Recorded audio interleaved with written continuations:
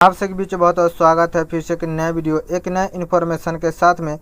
इस वीडियो के माध्यम से आप लोग बीच हम शेयर करेंगे, बात करेंगे superstar actor and singer Avdhesh Premi Yadav का सुमधुर आवाज़ में इनका एक न्यू भोजपुरी सॉन्ग का फुल वीडियो रिलीज किया गया है। तो कौन सा सॉन्ग है, किस चैनल के माध्यम से, कैसे, कहाँ पे देख सकते हैं। उससे पहले आप सभी चैनल पर नए हैं, चैनल को सब्सक्राइब कर ले ताकि ऐसी न्यू न्यू इन्फॉर्मेशन का वीडियो, न्यू भोजपुरी का अपडेट आप लोग बीच में हमेशा रोजाना हम लाते रहते हैं। जो कि सॉन्ग गाने का बोल होने वाला है लड़की पटवले वारा, जिनके सिंगिंग किए हैं अवधेश प्रेमी यादव। इनके साथ निभाए हैं शिल्पी राज जी।